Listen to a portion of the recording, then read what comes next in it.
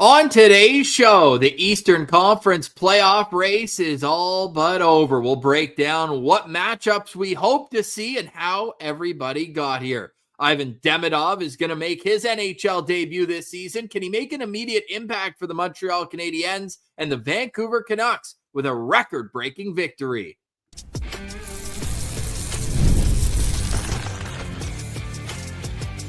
You're Locked On NHL, your daily podcast on the National Hockey League.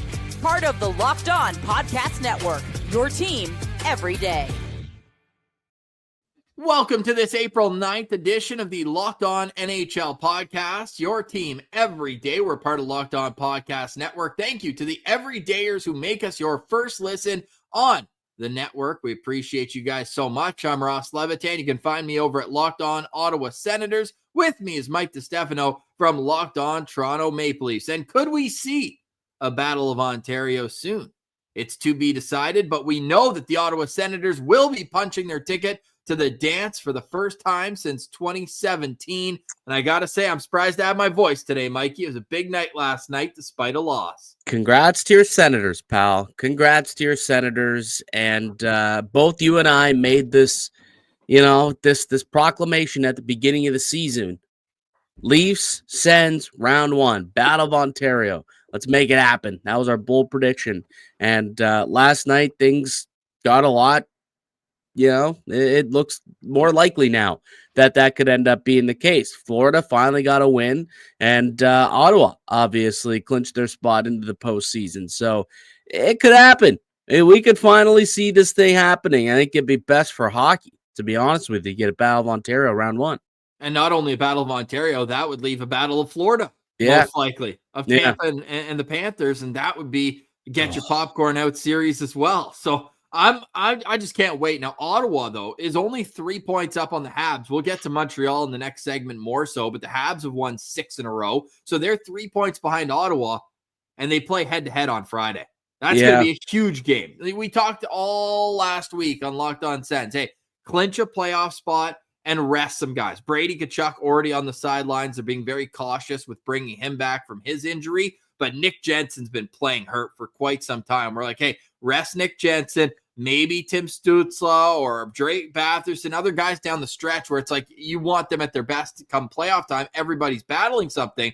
But now all of a sudden you're jockeying for positioning. So there aren't these meaningless games. It still is full tilt ahead. Same can be said for the Toronto Maple Leafs and Tampa Bay Lightning. They've got a head-to-head matchup tonight, and the Leafs are leading the division by just 2 points, and they're tied with the Lightning in regulation wins. So that makes for even more theater tonight. Well, yeah, because if Tampa beats Toronto tonight in regulation, they take over top spot. They'll have the tiebreaker at 40 regulation wins, and they'll both be sitting there with, 98 points if Tampa gets the regulation dub tonight. So I've been dubbing this, and we talked about this on the Locked On Leafs podcast. This is the Leafs' biggest game of the year. This is the biggest game of the season for Toronto. I think if they win this, they pretty well will take a stranglehold. Tampa will have just 4 games left after, both teams, I guess, will have just 4 games left after tonight's matchup, and Toronto would have a 4-point lead on them with a pretty cupcake schedule, the rest of the way. And they finish off Buffalo, Detroit, their last 2 games. So, could pick up some cookies that way. So for me, I think if Toronto wants to win the division, which they clearly want to, tonight's a must win. It's a must win for them to keep 4 points up on Tampa, take over that tiebreaker, and hopefully they can win the division. And at that point, you're just kind of, I think if you're the Buds, you're hoping and praying that Florida doesn't continue their free fall, and you get a Battle of Ontario as opposed to congratulations, Leafs, you win the division. You get Florida round one. Like, it'd be the most Leafiest thing ever if that were to happen, though. I wouldn't be surprised, but I think we all kind of want to see that Battle of Ontario round one.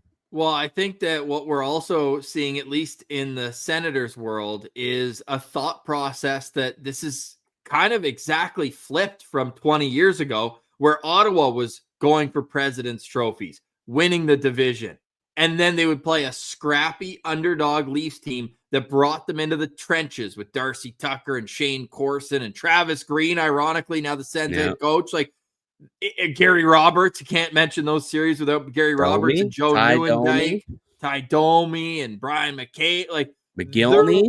There were all those scrappy, gritty players, and it feels like those guys are on Ottawa's side in this potential battle. Could you imagine the villain that Ridley Gregg would be going into that series?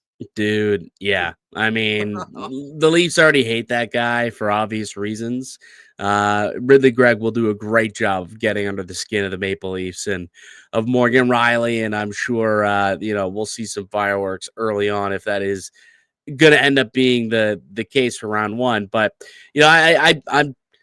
it's not. I'm telling you, like Toronto fans, it's not as though we're going to be celebrating if Toronto ends up having to play Ottawa. It really doesn't matter who Toronto has to play. There's always going to be a little bit of uneasiness because the Leafs haven't beaten Ottawa this year. First of all, they're 0-3 against them, and they're 1-2 against Florida. And Tampa's the only team that Toronto seems to has their number, but they're not going to be playing the Tampa Bay Lightning. So regardless of who Toronto gets, Florida or Ottawa, they have not played well against either of those teams this year. So regardless who they get, it's going to be, a worrisome matchup. And of course, it's round one. It's the Maple Leafs. There's always going to be thoughts at the back of your head. It lives rent-free. So with that, you obviously don't want to play the Panthers in round one. I'm not taking that as disrespect, saying you'd rather play Ottawa. But would you rather play the Ottawa Senators or the Montreal Canadiens? Oh, man. That's a good question. It is. Both inexperienced teams. You could say Montreal has more from their COVID run to the Stanley Cup Finals, but they got a lot of young players. Lane Hudson, a rookie who stereotypically wouldn't be built for playoff hockey. I think he's going to smash those expectations as he's done to every other, border that's come up in his growth as a player. But Ottawa's got the Brady Tkachuk factor as well. Him finally getting unleashed into a playoff series. I think it's an interesting question that Maple Leafs fans could think about now as the Sens and Habs are separated by 3 points again going into a head-to-head on Friday. Yeah, probably the Canadiens. Like if I had to choose, like if it was the situation where like in the PWHL where you could pick your opponent, I probably would rather the Leafs play Montreal. I think they would just stack up better against the Montreal team than they would against an Ottawa team just because Ottawa plays that suffocating style of hockey that Toronto seems to struggle with. So for me, if I was doing the old pick your opponent, I think I'd go Montreal than Ottawa.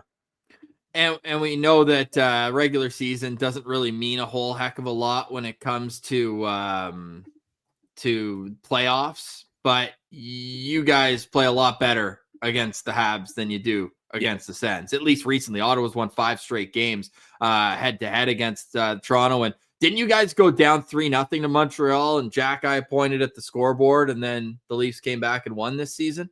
Yeah, 7-3. Yeah. 7-3. The Leafs scored 4 goals in 3 games against Ottawa this year. Yeah.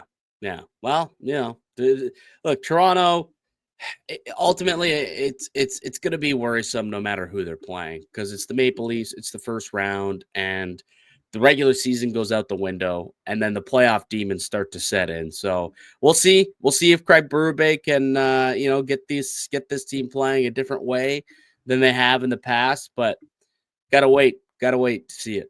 We haven't really talked much about the Metro. Stick taps to the Washington Capitals for clinching the Metropolitan Division. Obviously, we've covered on Locked On NHL throughout the week. The Alex Ovechkin great chase that culminated in his 895th goal. Fun fact, Mikey, Alex Ovechkin had 0 NHL goals the last time the Sens and Leafs played in the playoffs. That's how long it's been. We need a Battle of Ontario ASAP.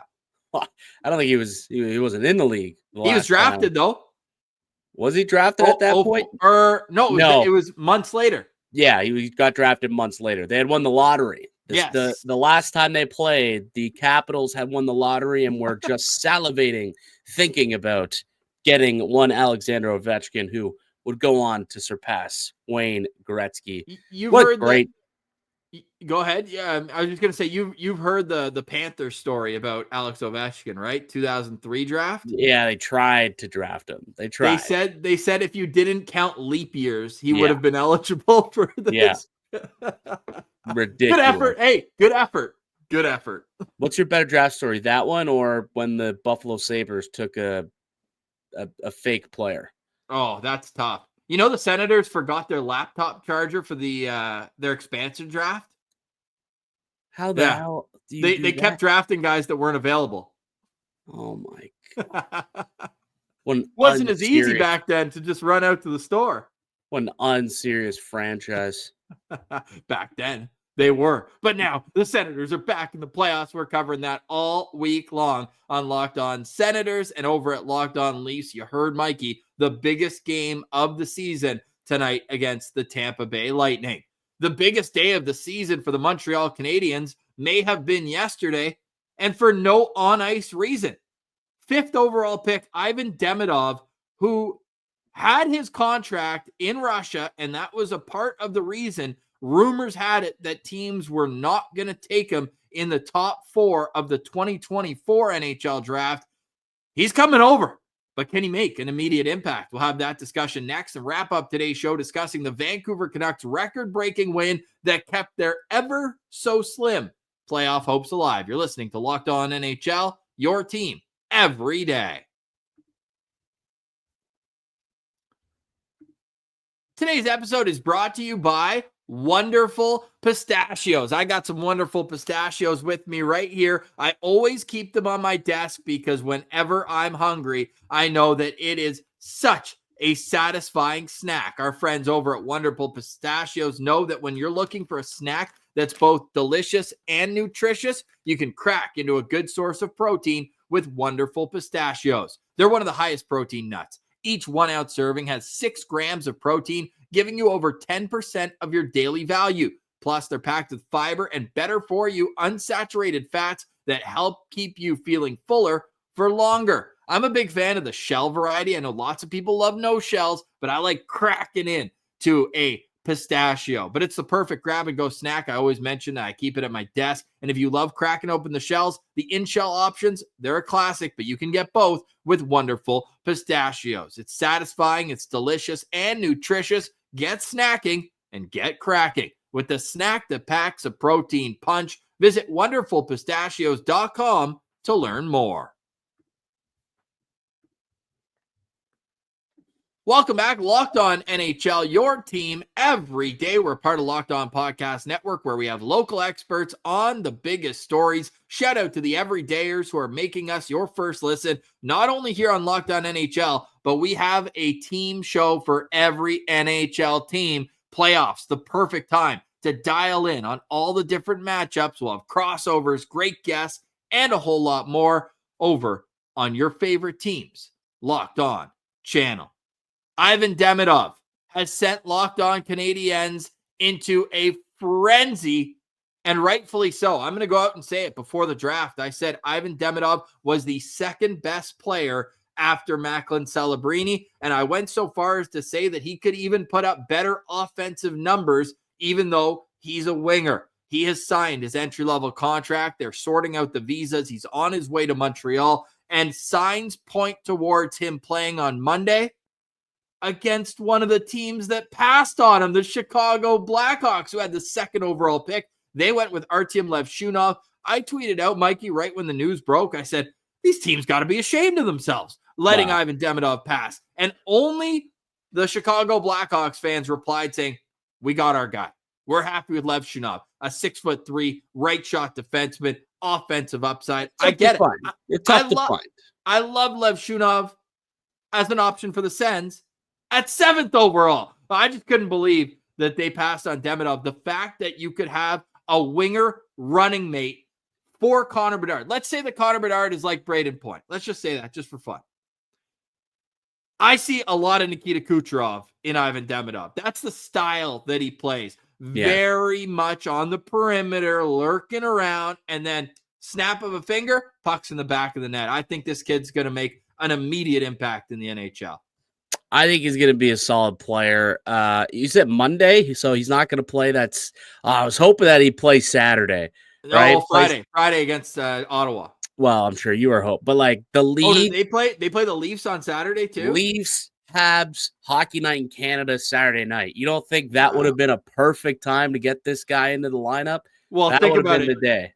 He's probably going to be at that game. So I almost feel like it's better for him, and maybe it'll take some of the edge off his first NHL game for him to see the atmosphere in that type of game. Now, is that game it is in Toronto, so he's not going to get the Bell Center experience for that. Because could you imagine the pop in the Bell Center if they say, could we please welcome Accueillons à Montréal, Ivan Demidov? I mean, the place would go completely bananas. That rink it is the best atmosphere. I think even as a Sens and Leafs fan, there's nothing like the Bell Center. I went to a game there earlier this season. Sens got spanked 4-1. That said, you can always appreciate the cathedral of hockey that is the Bell Center. And the pop he's going to get is, I mean, we see it with Lane Hudson. Every time that guy's mentioned, rightfully so, this place goes bananas. And I can only imagine it'll be the same with Demidov. They're watching this rebuild come together in full flight. And it's too bad that he won't play Saturday, it looks like, against Toronto. The game against Ottawa is in Ottawa as well. So, it's looking like, and that's going to be a home game Monday against Chicago. So we'll see how things shake out. But what kind of impact do you think he makes? Like, this isn't the type of player that you bring in and put in your bottom six and let him start feeling good. This is a guy you put alongside, whether it's Nick. I don't know. I just think you want to, get him into things, ease him into the season, into the league, like he's been playing over on, Russian ice, playing in the KHL. It's just a different barely game. Playing. Their coach never played him. Yeah, exactly. And then that's a problem too. I just imagine that though. Like, he's been sitting on the bench playing 6 minutes a night and still producing points in the KHL. Imagine the confidence it would give him if you're like, hey, like, even if it's just for the first game, right? And if Montreal even gets one, they might even clinch by the time Monday comes around, even if they lose both the games. Probably because teams are just running out of games. Put him with Nick Suzuki. Like, just let him have an opportunity to see what playing with an elite number one center could do for him.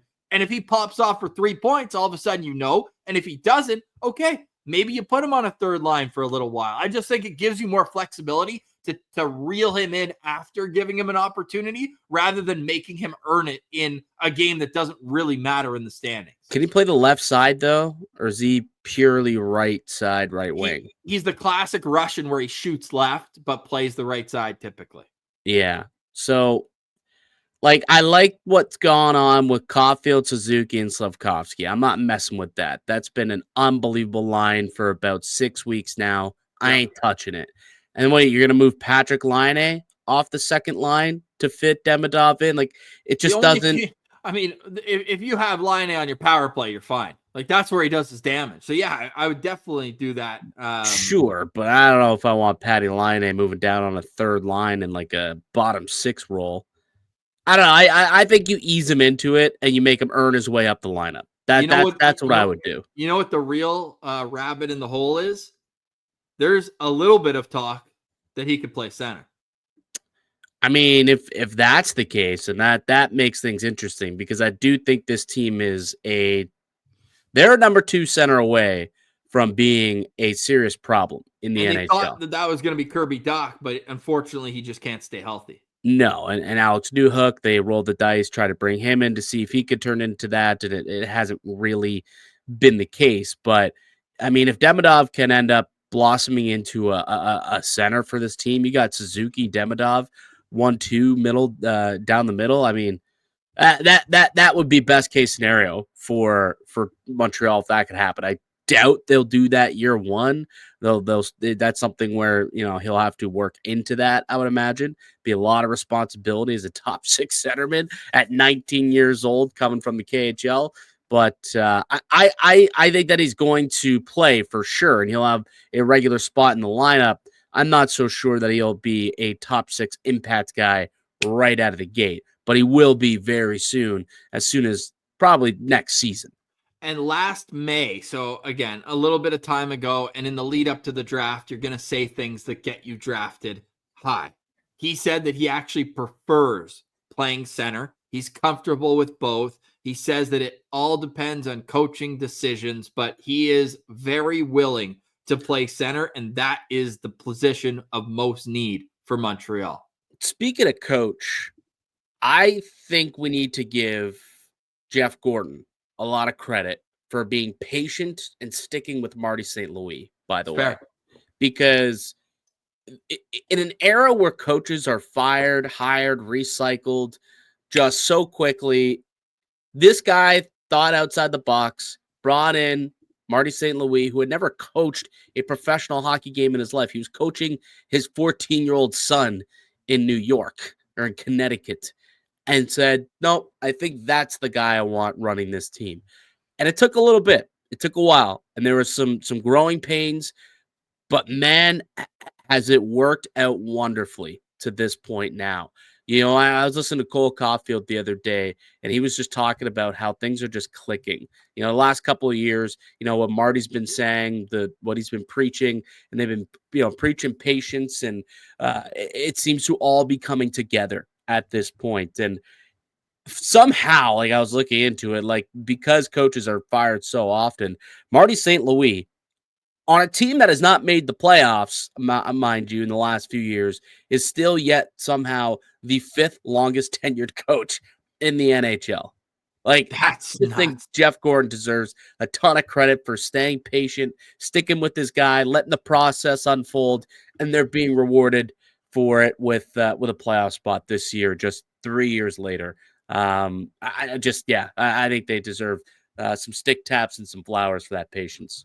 The real stick taps, though, is Nick Suzuki, who I believe is top. I know he's top 3. I want to say Kucherov's number 1, but scores since the Four Nations. And there's a lot of talk. Did Nick Suzuki deserve to be on the Four Nations roster for Team Canada? And he took that personally. He's second behind Robert Thomas for scoring since the Four Nations, 34 points in 22 games. Kucherov is third, 1 less game, 1 less point. So based on points per game, just about the same there. Robert Thomas has 20 points in his last 9 games. Like he's on another level. But the rest of that list, the top 10, it goes Thomas, Suzuki, Kucherov, Pasternak, Crosby, McKinnon are the next guys. Like he is putting himself into the conversation, at least in this sample size, of the most important games of the season with the top players. And it is interesting that ever since Uri Slafkovsky said he has to play more like Brady Tkachuk, he's found another gear to his game. He has. He really, really has. And that's big for Montreal. I mean, you spend a number 1 overall pick on a guy, you would hope that a couple of years later he's, you know, starts to finally figure it out. And it's funny, it's his back-to-back years now where it was slow start, but really came on at the end. But the difference is there's a playoffs for him to play now to continue to elevate at the end of the regular season this year, unlike last season. So hopefully he can bring that impact into the postseason as well. Yes, absolutely. And we'll see where they slot. I even saw Habs Fan TV. One of the fan accounts for the Habs said they prefer to play the Washington Capitals versus any other opponent. I guess they have their memory of back. Was it 2009 where they played the high? 2010. Where they played it was the Halak series, wasn't it? Yeah, 09, 10, yeah. And then they went all the way to the conference final and lost to Philly the year that Chicago won, yeah. Yeah, 2010 quarterfinal, Habs win in Game 7, 2-1 was the score in Game 7, and Halak played 6 of those games and had a .939 save percentage. So I guess they want to rewind the clock to 2010 and get that playoff series. Imagine that Demidov against the team with the greatest Russian player of all time in this first playoff series. Oh my goodness, the storylines would be incredible for that one as well. Can the Vancouver Canucks, meanwhile, make the playoffs? Probably not, but they did make NHL history. We'll tell you how after the break. You're listening to Locked On NHL, your team every day.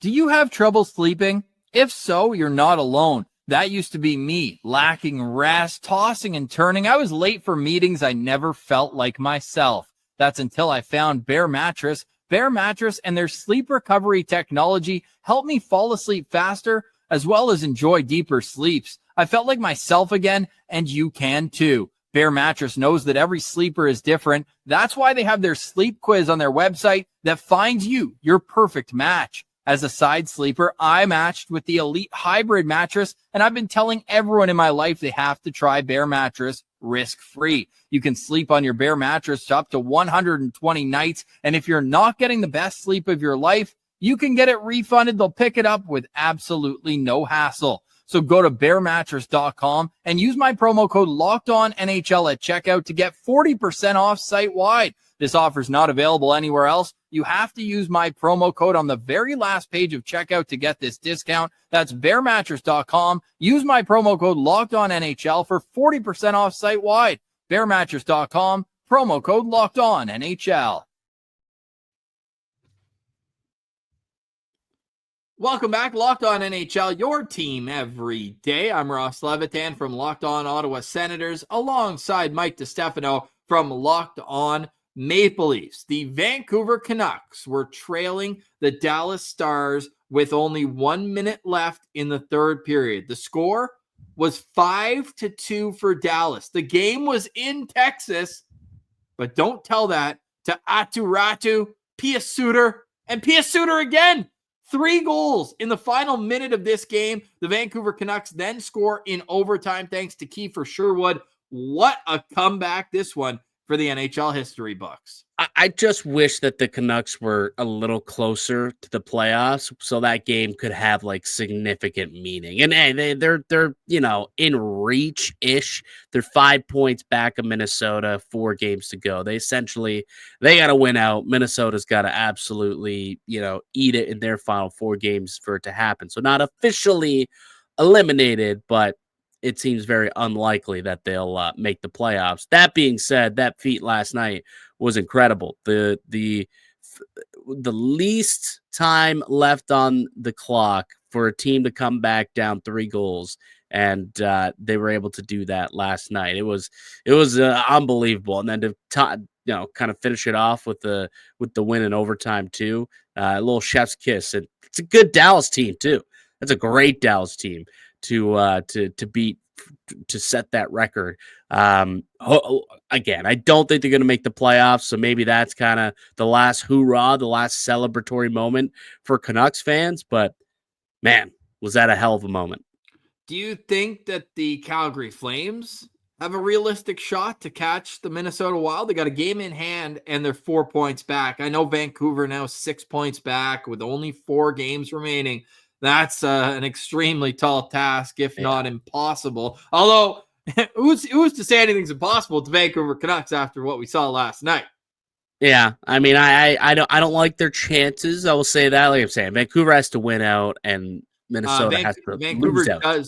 Vancouver does play Minnesota though, second last game of the season. I hope, at least for meaningful games, I hope that one matters. You know what their final 4 games are here? They've got Vancouver's. Yeah, they got Minnesota. They've got Vegas. They've got Colorado. All right, they should be able to beat San Jose. But those other 3 games won't be a cakewalk there, brother. Well, is Colorado going to be resting players? No. They're 6 points back with only 3 games. I don't think that they think they're catching Dallas. Probably not. But Minnesota's 4 games. They've got San Jose, Anaheim, Vancouver, and Calgary. So yeah, Minnesota's got the second easiest schedule down the stretch here. Okay. So I don't like their chances. Calgary has a little bit of a better opportunity, I guess, just because they have the game in hand. But it's also kind of a difficult sked with Vegas and the Kings, who they got to play. And, we'll see what happens. I think that the 16 playoff teams are locked in.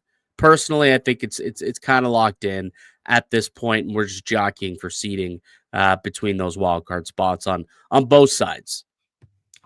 In the West, though, I'm so happy that Minnesota fell to the 8th seed. All due respect, Seth Tupal, our good buddy from Locked On Wild. The Wild and the Jets hate each other. That rivalry doesn't get the play that it should around the National Hockey League. It would be theater to see those two match up against each other. We already know that we're going to have an elite Central Division matchup between Dallas and Colorado. We're going to have, for the 4th straight year, Los Angeles against Edmonton.